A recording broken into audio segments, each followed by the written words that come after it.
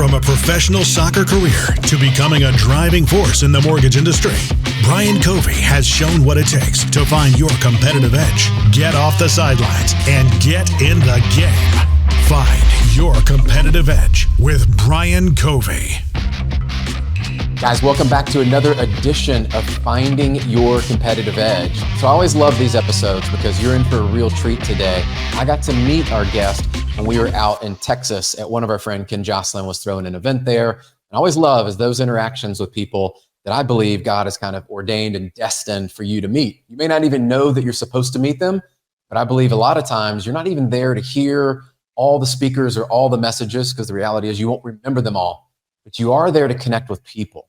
And those are the lasting relationships that we actually go through. And so one of my friends at lunch, I'll tell you this story very quickly of how we actually sat down together, and instantaneously, I can tell you within a few minutes, I could already tell, I was like, this guy has a high EQ, IQ, very aware of what's happening around himself, and is somebody that's on that personal and self-development journey that I wanted to learn from. And so we're bringing in today, guys, Rudi Riekstins. And I will tell you this, not only during the lunch, but I got to hear his talk afterwards as recorded, as I missed that day.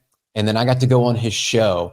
I have been blown away by the ability, not only for Rudi to have gotten the amount of information and experience over the last 2 decades of being a coach, a podcast coach, international speaker, all of these cool things, but he actually applies it and teaches you how to apply it.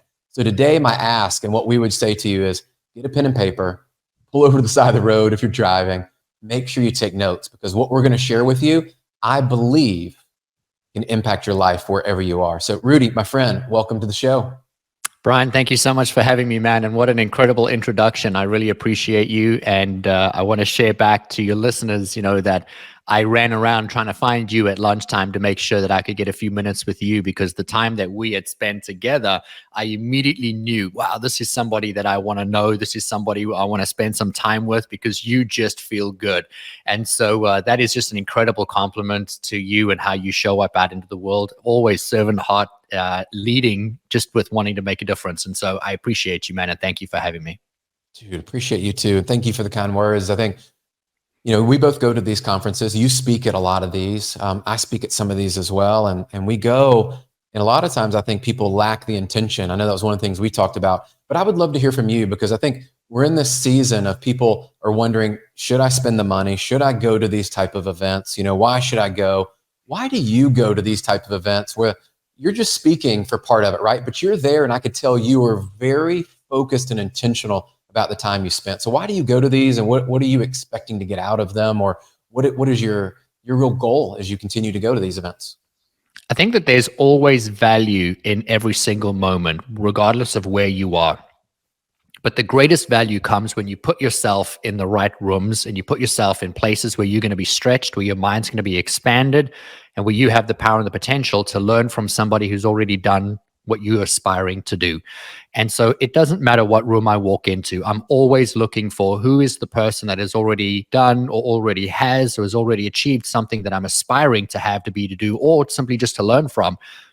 In breaking bread with you over lunch, and we just spoke a little bit about you and your life, I gained from you and I gained from your life without having to go through the experience of living your life. And people don't really take the value in such an incredible gift in every single moment with every person that they're interacting with. And then when you attend live events where there are people that have achieved tremendous levels of success, that have so much value, have stacked so much evidence of what does it look like to live a life powerfully, on purpose, driving forward, getting results, and stacking more and more and more success, there's a level of confidence that a person like that has attained through living their life. And then when you are with them and spend a little bit of time with them, and you're in proximity with them, you can learn from them, absorb from them, but more than anything, you can shift your way of being. You can shift a thought process of how you've shown up before. And if you can make one of those subtle shifts, your life's going to have irrevocably changed. And there's these profound shifts that come from hearing somebody say something.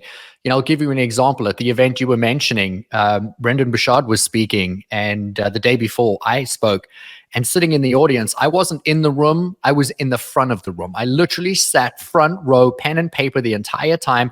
And at one point, he had made a comment about that thing that you want to do that's going to move you forward, that's going to move your business forward, for a high performer, for a high achiever, be done by one. And I wrote down, be done by one. And I've left that conference. It's been months now. And now every day I wake up, I do what I do. And then I add, what's the most important thing to be done by one? And if I go and attend an event like that and I walk away with one nugget like that, that shifts who I am right now, it's worth every cent. What I really want your audience to take away from the question that you asked is, are you worth investing in you? Because if you are worth investing in you and you are paying to put yourself into the right room to learn from the right people, or to buy the right course, or to download and read the right book, that means that you believe in something that is bigger than what you are doing or living or experiencing right now. And there's the value. Whatever that thing is that you want to have, be, do, achieve, that you feel that in having and being is going to make you feel better or achieve more, that is only in you investing in you. And when you invest in you, you're going to learn, you're going to gain, but also you're demonstrating qualities to other people. Because if you're not investing in you, why should anybody else invest in you?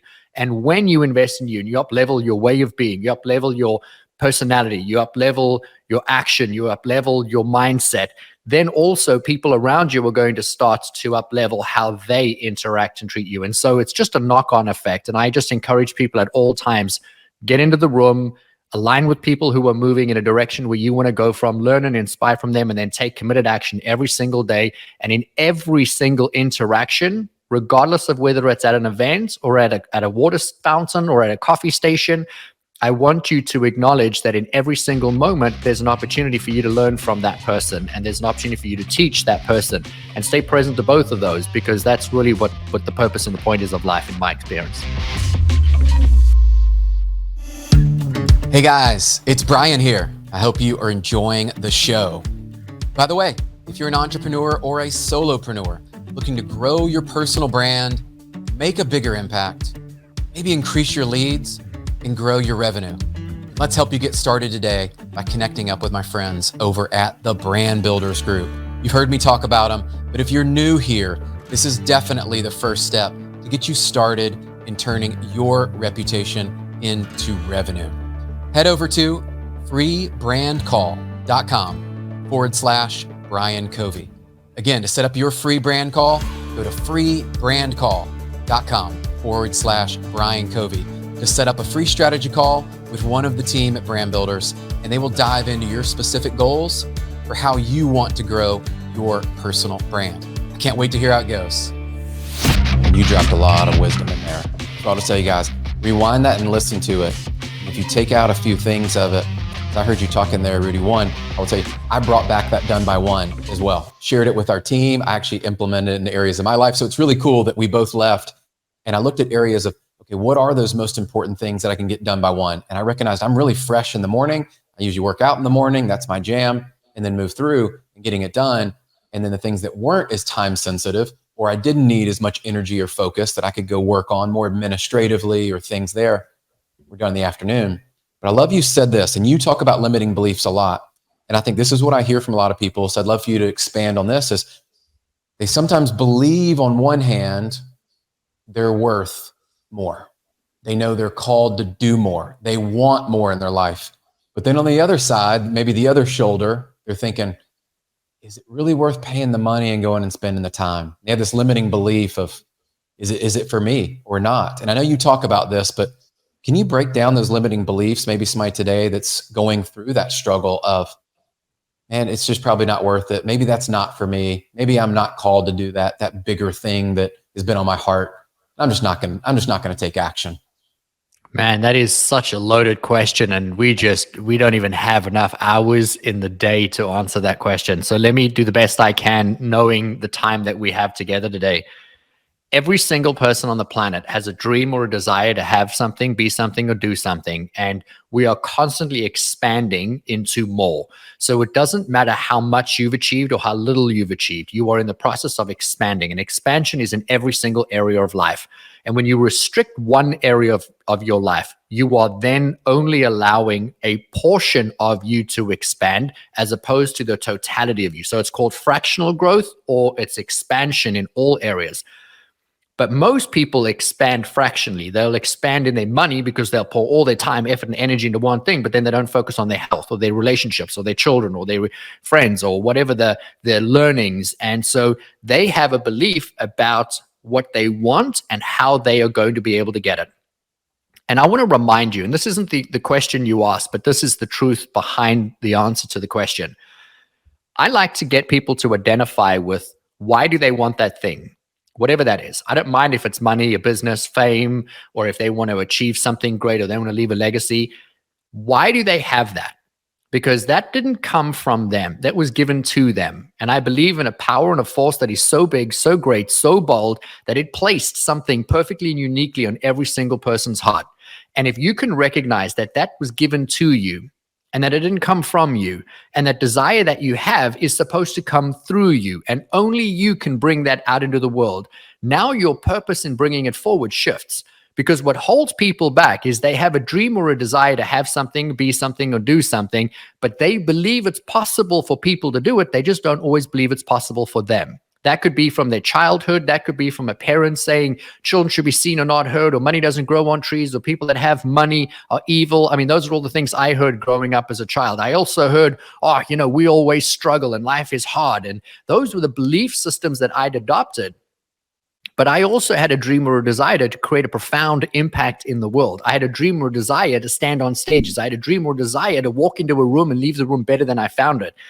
But then I had that thought that said, oh, well, it's possible for Tony Robbins to do that. It's possible, for this guy to do that or that girl to do it. But Rudi, that's not possible for you because life is hard and money doesn't, grow on trees. And I had all these beliefs. I should be seen, but I shouldn't be heard. So I didn't want to speak my truth. And at some point in time, I had to pause and ask myself, is what I believe even true? And then I had to connect myself to the thing that I want to have and be. Well, where did it come from? Because I didn't wake up one day and say, whoa, this is something I think would be really cool. It was in me. It came alive in me. My entire body lit. Every hair and fiber of my being stood at attention one day when I saw a motivational speaker get up on stage. And I was like, that is what I meant to do with my life. And so if I didn't make that up and that was given to me, then there has to be something that I need to do. And if I have to do that, then I have to be qualified to be able to do it.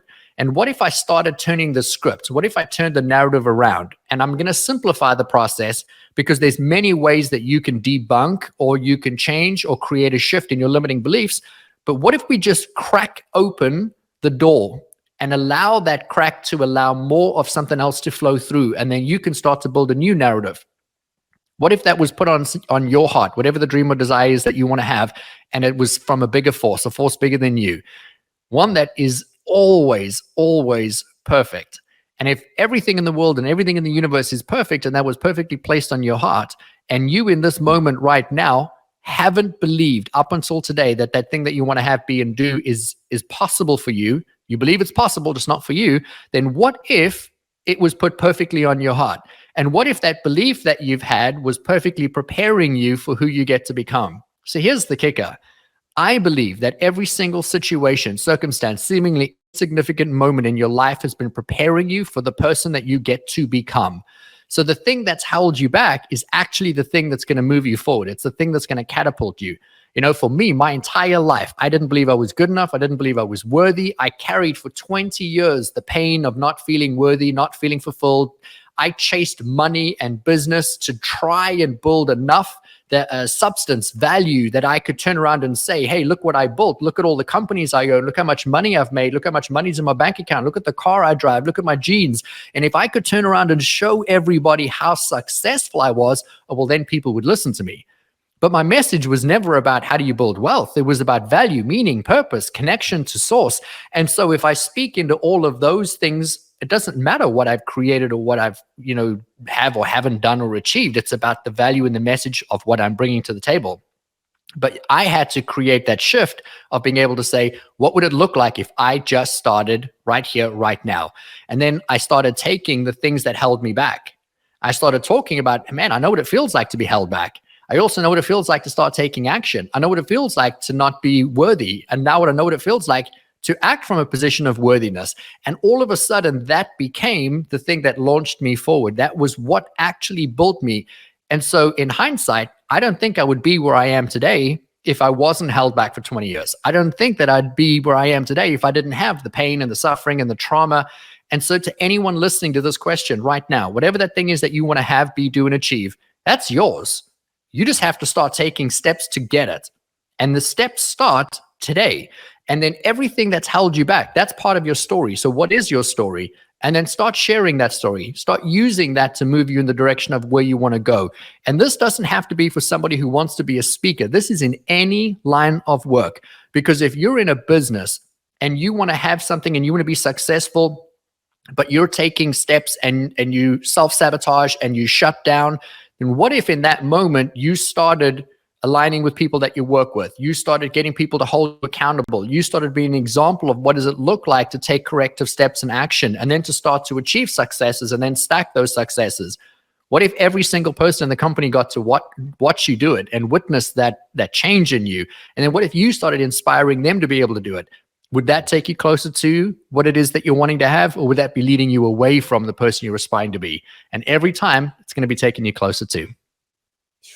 Man, I love that. And I love that you broke down this fractional growth and then you walk through all of these things that I think we can all relate to, is those different seasons of kind of wondering, okay, should I take that step? Should I not take that step? And how you stepped into that. And I know before we started, you were talking about priming and even working with a mortgage company, which, a lot of our listeners are in the mortgage, real estate, some financial services space. How does that start to connect into, we were talking about priming, and many people may know or have heard of priming from Tony Robbins or something in that space, but they may not really understand what priming is. And I'm going to just share what you shared with me was the growth that this company had and how you've worked with individuals and companies. Let's talk a little bit about priming, because I think that might just play into this and give the audience an insight into what it actually is and how they can use it today. I think that people need to have a little bit of information so they can understand what they're going to gain. And if they understand what they're going to gain, they're going to be more vested in listening.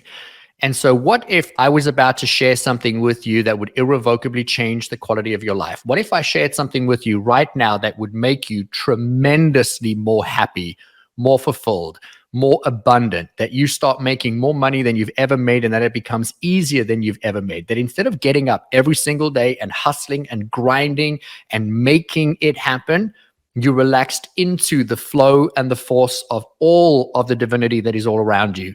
And that's the difference between whether you prime or you don't prime. So let's be clear. Tony Robbins speaks about you need to prime your state. But what does prime your state mean? And so the process of priming that I teach and that I bring into businesses is the process of supporting you in being your most empowered self. I believe that all of what you want already exists in you. There's nothing outside of you that you need to do or you need to create or that you need to achieve to be the greatest version of you. You were perfectly, and divinely put here to be who you came here to be.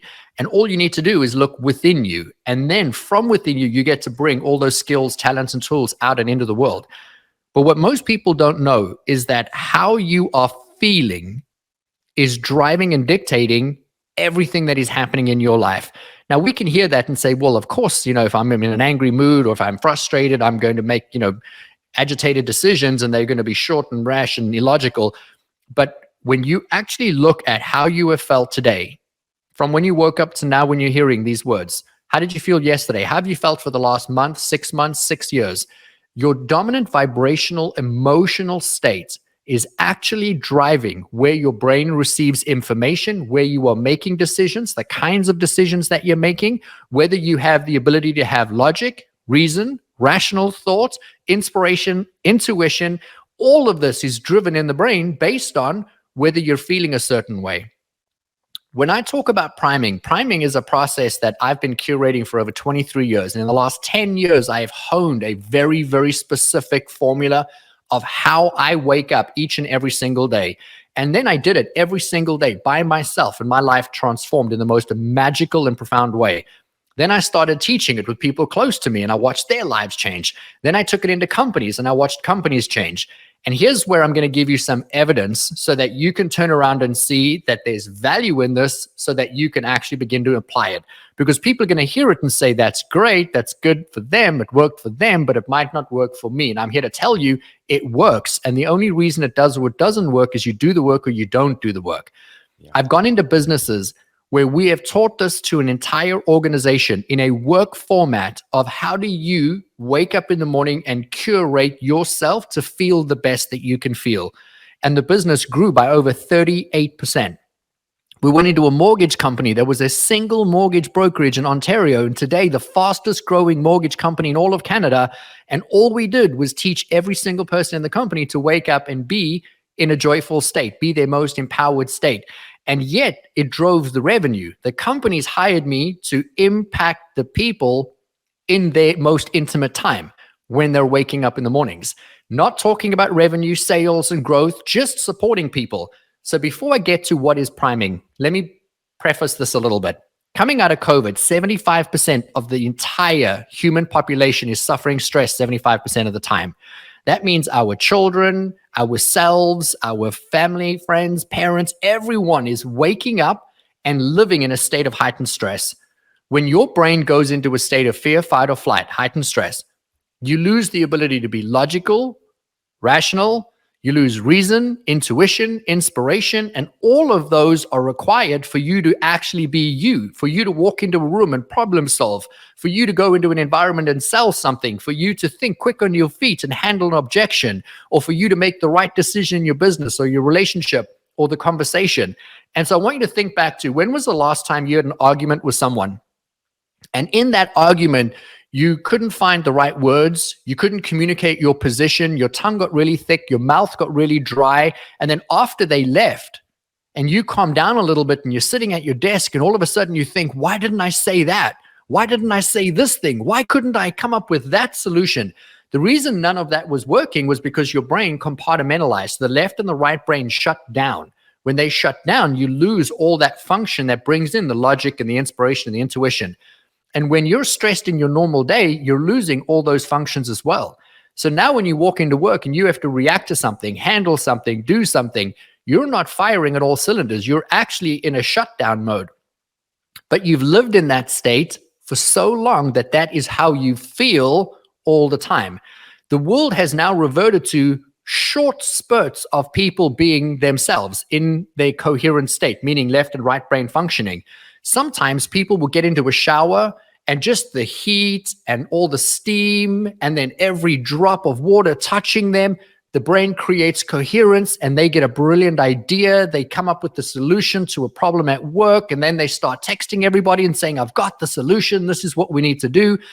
And they created coherence in a few minutes inside of a shower. And what I want to get to you is, what if you created that coherence all day? Who would you be if you were always living in a state of calm? I'm not saying I don't get pissed off. I'm not saying I don't have illogical, irrational thought. I do, but it's how long do I stay there?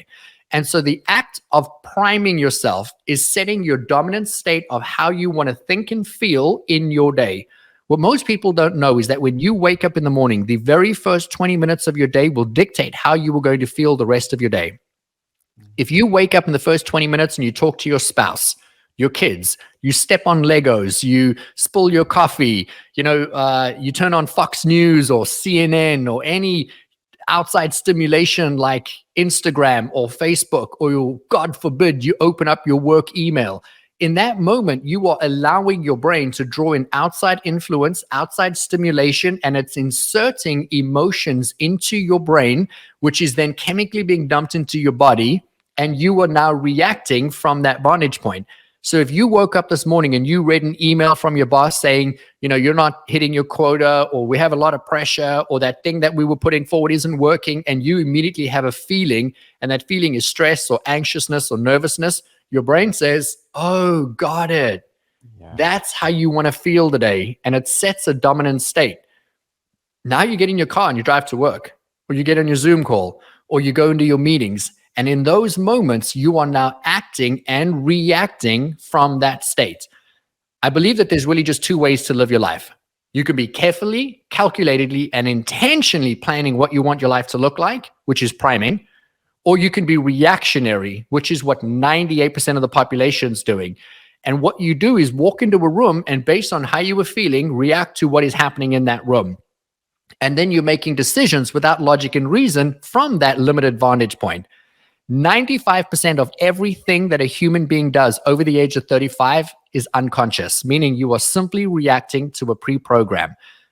But if you begin your day by priming and you start with a very simple technique of being quiet, going somewhere in your room, somewhere in your house without speaking to anybody, taking in a few deep breaths in, oxygenating the brain, hydrating so you can oxygenate the brain and the blood. And then from that vantage point, you release all stress, all fear, all anxiety through deep breaths, through a meditation practice, through deep breathing, through walking in a meditative practice. But it's really just the art of slowing down your breath, quietening down your mind, and finding what I refer to as your center point, you without emotion. Then I teach people to forecast a dream, forecast a goal of something they want to have, something they want to be, something they want to achieve. And then I get them past the point of wanting to achieve it. What would it feel like for you to have already achieved it? And if you can tap into the single emotion of what it would feel like to have that. And so if somebody says to me, man, I'm just looking to find true love. I'm tired of being screwed over. I want love. And I'm like, great. I don't want you to imagine meeting the person. What would it feel like to be married to that person 5 years later? Put a pin in that emotion and then bring that emotion into your meditation in the morning and then feel it and feel yourself expanding into that emotion. If you want to create money and your goal is to make $1 million or $50 million or $1 billion, what would it feel like when you've already created the money and you're doing something with the money? So what would you be doing? How much would you give to charity? How would you stand? How would you walk? What would you talk about? Tap into that and then name it in a single emotion and bring that into your morning in the first 20 minutes. Now, when you stand up from that couch, you finish that walking meditation, you finish that deep breathing session, and you walk out into the world, your entire physiology has altered itself to be that way, to feel that way. And what you've done is you've connected to an outcome, and all you have to do now is stay in that state longer than you were in any other state. And you will start to draw these incredible synchronistic moments to you and to your life. The priming process, Brian, is significantly more than that. You know, I teach how do you journal, how do you put it down, how do you forecast a goal, a dream, or a vision. And we wouldn't have time to go through all of it, but I've given enough that if anyone just did that, their lives would absolutely change. I want to stress this by giving an example, a personal example. Coming out of COVID, almost all of my clients dried up, corporate business, and the whole world was trying to figure out how it was fitting back in. I remember having a conversation with my wife. We were sitting outside in our screened-in porch and just having a chat. And I said to her, I really feel like I want to start speaking on stages. Now that we're out of COVID, people are getting back into rooms. And she turned to me and she said, yeah, you should probably get a speaking agent. And that's the next logical step, right? If you coach and you have a message and all of your opportunities have dried up and you're looking for new opportunities, go to somebody who can bring you the opportunities. Now, that's what logic or reason would tell us to do. And I said to my wife, yeah, I definitely want to be speaking on stages. And all I did was every single morning went into my mind and created the feeling of after I was hearing from people about me being on stage. And I did that for a week. And at the end of that following week, I'd booked 3 speaking engagements. Not one was through a speaking agent. Not one was through marketing. Not one was through referral. It was simply by me connecting to what would it feel like. And then the people that reached out to me were people I already knew, people that were in the perimeter of where I was. And they just said, hey, man, I have an opportunity. Hey, you should meet someone. And the point I'm making is that is how easy life is when you can set your dominant state to be a match for what it is that you're looking for. And then you're going to start to draw more and more of those experiences to you.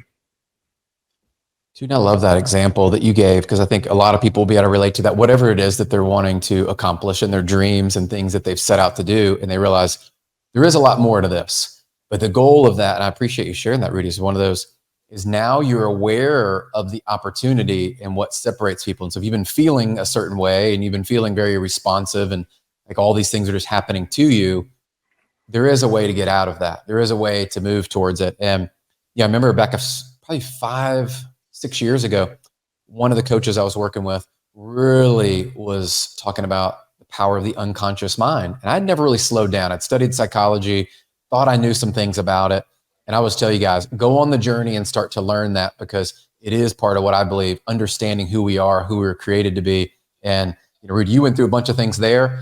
You've inspired me to go back and even look at, okay, I've learned this part of it, but how much more is it that I need to learn, right? Because there's so much out there.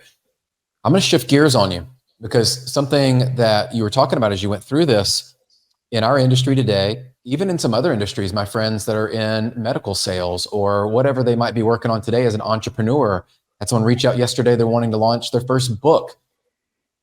People are struggling to lead through these challenging times. And everything that you've gone through, I think, are things or tools that we can use to become that person. But I'm hearing this quite often. And so I just want to hit it head on of, you talk about leadership, you coach to leadership, you've spent time developing leaders that lead leaders. Leading during challenging times like right now, what are some of the things that you would give as, not necessarily instruction, but coach them through this season that I believe we really are going through, which is one of the hardest ones that we've seen in the mortgage industry or real estate. And I'm just curious your thoughts on that. How do people lead through these challenging times? I really love that question. And I also love that your audience comes from this background. 2 weeks ago, I was on stage at an event speaking to some real estate agents and brokers in North Carolina. And it's over 17,000 people in the area. And the overarching feeling everyone had that was in the room, the leaders that were in the room, was that this is really difficult times. It's the worst that we've seen in a really long time. And the market's drying up and our possibilities drying up, and everybody is vying for the same potential deal, and people are saying and doing things to get. And so that was the overriding energy. And you asked a question about how do leaders lead? And I want to answer this question that is going to give everyone the best response. To lead starts with yourself. Don't wait for the leader of your organization to start to lead. And if you're the leader of the organization, your responsibility is to set the tone, to be the example of what does it look like. And so let's bring it back here for a second. If I'm in a room with leaders who are responsible for 17,000 brokers in an area, and they're all using the same terminology, oh, this is hard, it's the worst it's ever been, it's only going to get worse, and it's drying up, and we need to phone twice as much, and we need to send out emails with catchphrases, and this was all of the terminology that was coming out at this event. I got up on stage and I just said, man, how do you guys feel right now? What is that dominant vibrational state of how you are feeling? Because here's how I'm going to answer your question. How you are feeling right now about your business, about your book launch, about the state of the economy, that is speaking on your behalf. 85% of all communication is nonverbal. We are made up of 3 bodies. You have your mental body, which is where all of your thoughts are. So you're thinking this is a tough market. Then that mental body is updating your physical body. That's what we can see. That's the physical human structure that's around you. And so your thoughts update your physiology. And it then supports you in making decisions from that state of it's hard, it's going to be tough. How do you respond to an email when you're expecting it to be tough? How do you answer the phone when you're expecting it to be tough? How do you dial a number and talk to someone expecting it to be tough? You're already expecting it to be tough. You're defensive in that moment, right?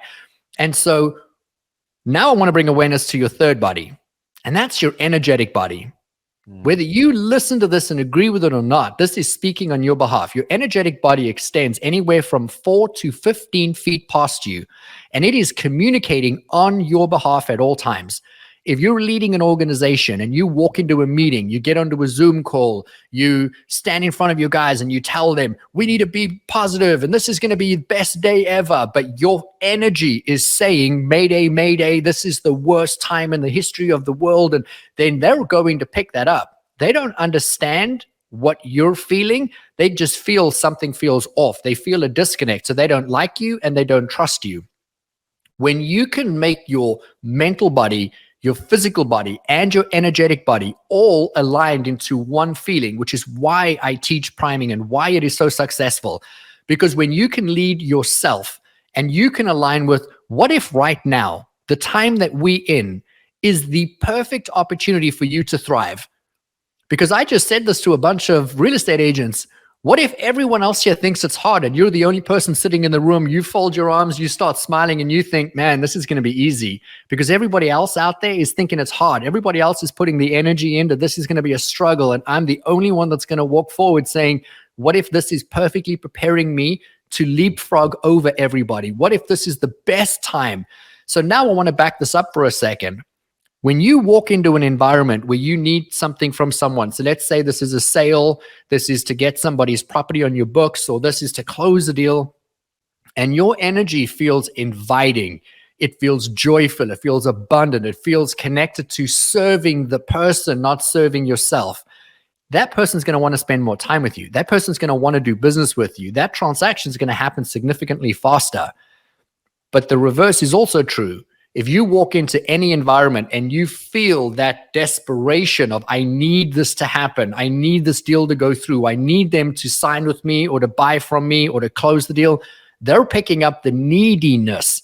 And what happens when you walk into a room and you feel that disconnect, you feel that uncertainty, you feel the neediness, you want to get away from that person.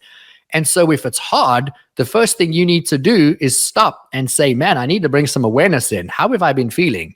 What are the words that I'm using? What is the terminology I'm using? What is the energy that I'm approaching my job?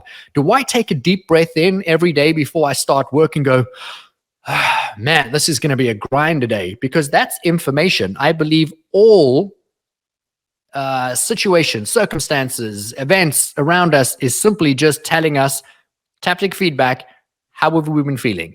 And so if I can be aware of that, and then I can choose to create a shift in that, even if that doesn't exist right now. So I can almost hear the thoughts that people are having. Well, it's easy for you to say, you're not a mortgage broker or you're not in this and this industry. What I want to say is this.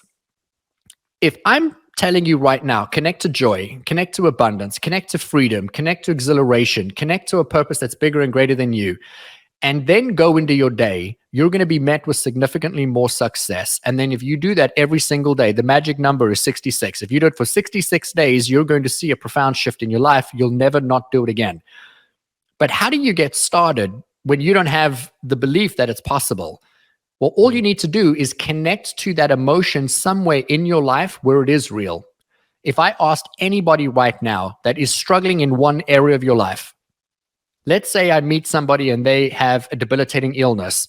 I can't get them to imagine being healthy in an instant and they can feel that, right? That's too much of a gap. It's too much of a bridge to get there. So if I say to them, what would it feel like to be healthy? What would it feel like to be in an abundantly healthy body? And they say, man, it would be exhilarating. It would feel freeing. And I'm like, okay, where in your life right now do you have something that is very close to the feeling of exhilaration? And then eventually they get down to, oh my gosh, my family, they've really rallied around me. When I'm with them, I feel so much love. I feel so much gratitude for them. I'm like, could that feel a little bit like exhilaration when you see them and you recognize them and you have them and they say, yes? I'm like, hold on to that. And if they just hold on to that, the health's going to come. But what happens is when you are looking at what's not working, your focus is on what's not working. And so your brain then narrows down all information to only bring you evidence and then reinforce emotions of what's not working. So you live in a state of everything that's not working, so everything around you stops working.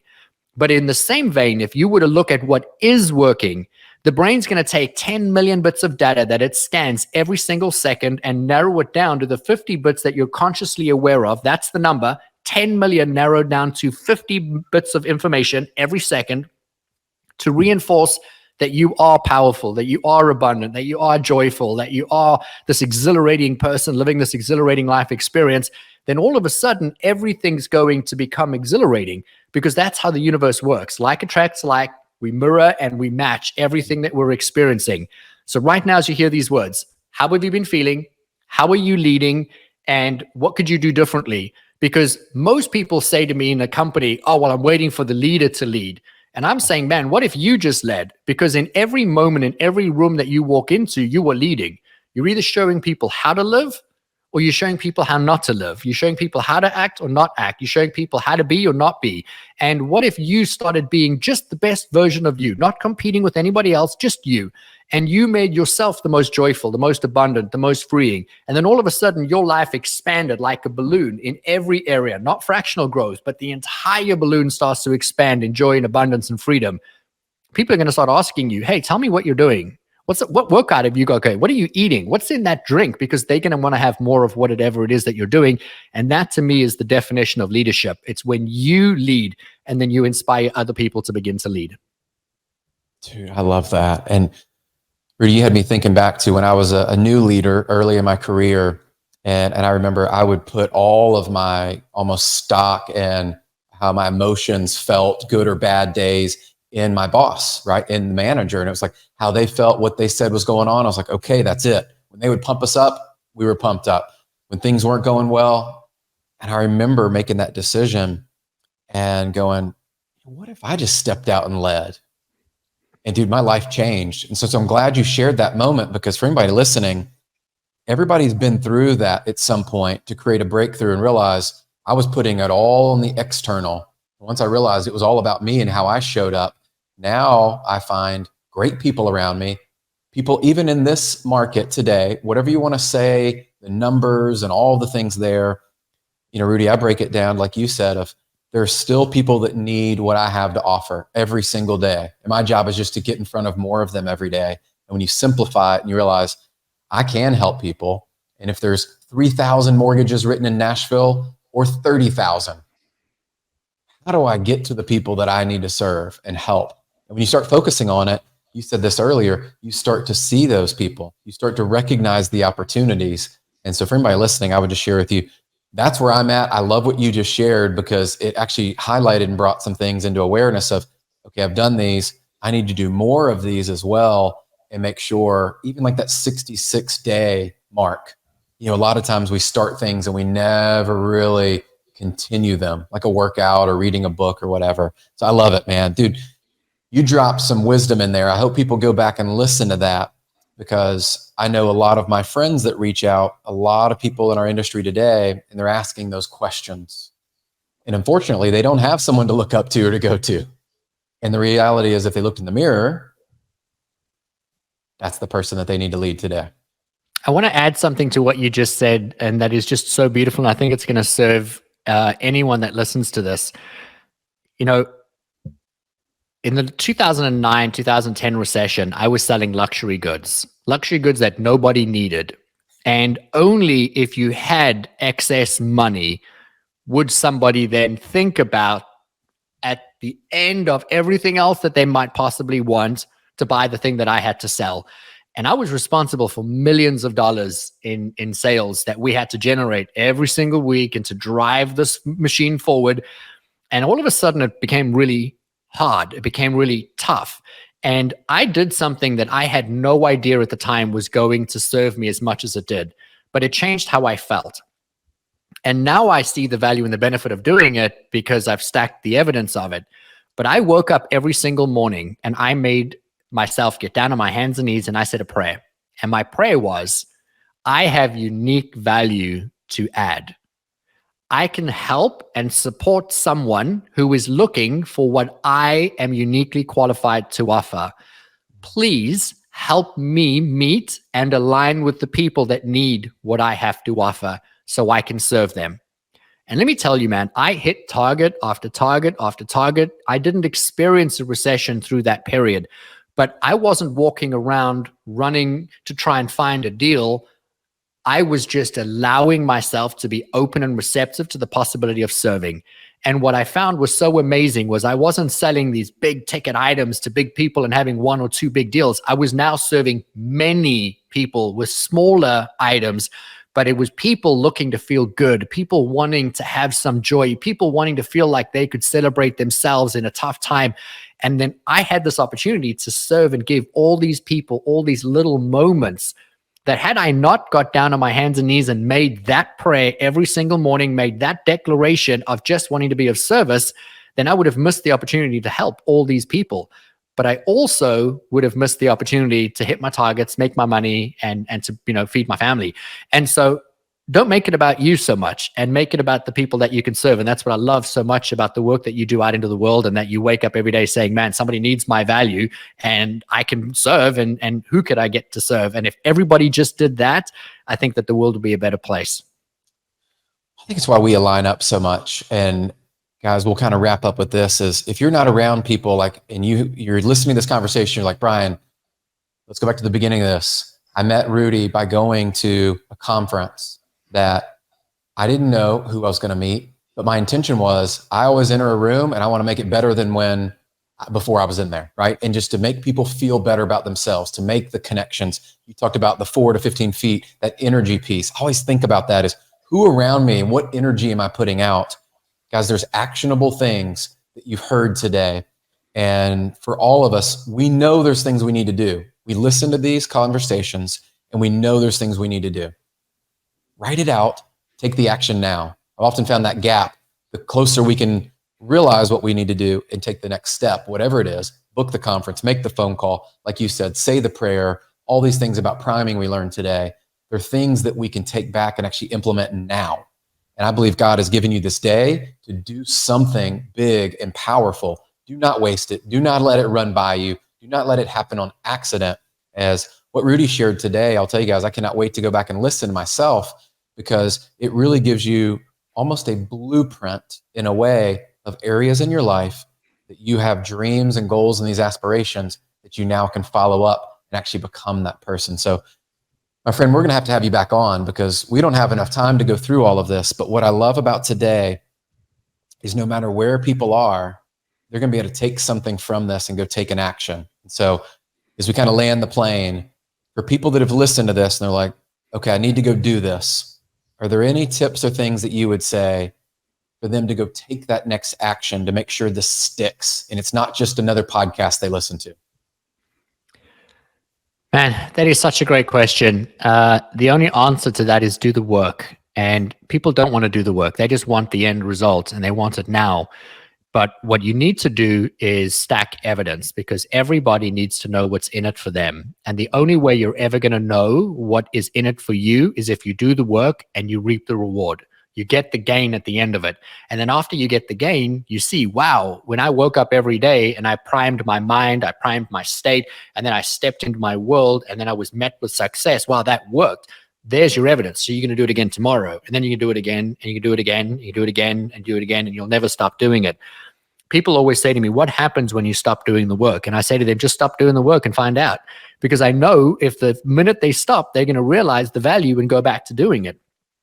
But you have to, at some point in time, believe that you're worth it, and that believe that the thing that you want, you're worth having. And then you just have to take action in some direction and take that information as feedback, and then take corrective steps. It's working, do it again. Or it's not working, try something different. But if you keep living the way that you've been living, you're going to keep experiencing what you've always experienced, and you're never going to get a change in your life.